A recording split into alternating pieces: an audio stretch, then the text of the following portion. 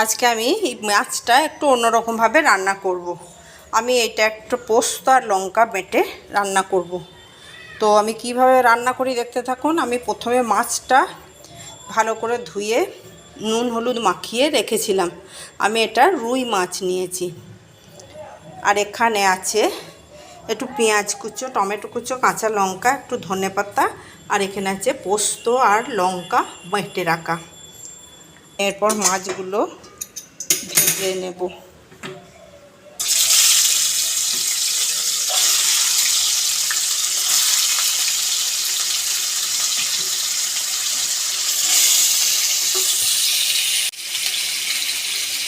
মাছগুলো একটু লাল লাল করে ভেজে নেব।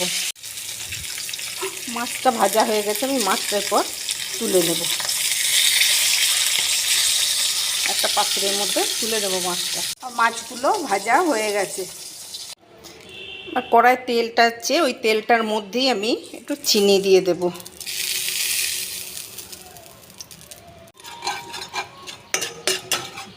চিনিটা আমার ভাজা হয়ে গেছে। আমি পেঁয়াজ দিয়ে দেব।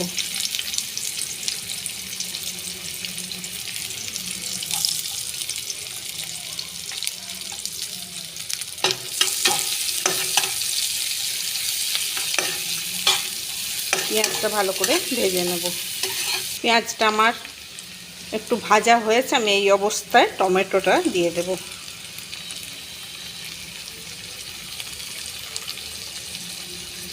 একটা কাঁচা লঙ্কা দিয়ে দেব। আমি ভালো করে ভেজে নেব।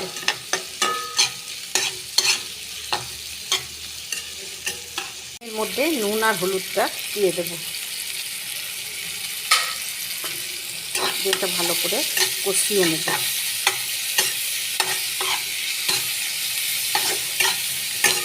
আর টমেটোটা কষানো হয়ে গেছে, নরম হয়ে গেছে। আমি এই অবস্থায় বেটে রাখা পোস্তটা দিয়ে দেব।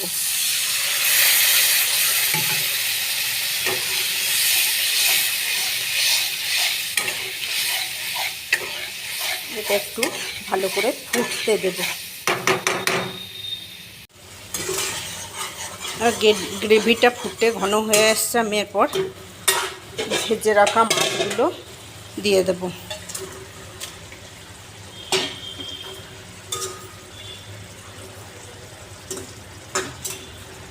মাছগুলো একটু উল্টে উল্টে ফুটিয়ে নেব।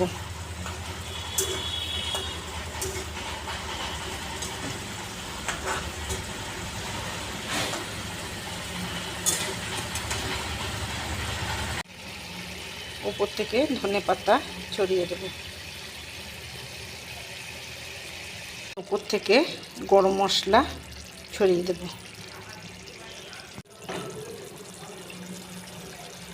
আমার টমেটো পোস্ত দিয়ে মাছ রেডি হয়ে গেছে।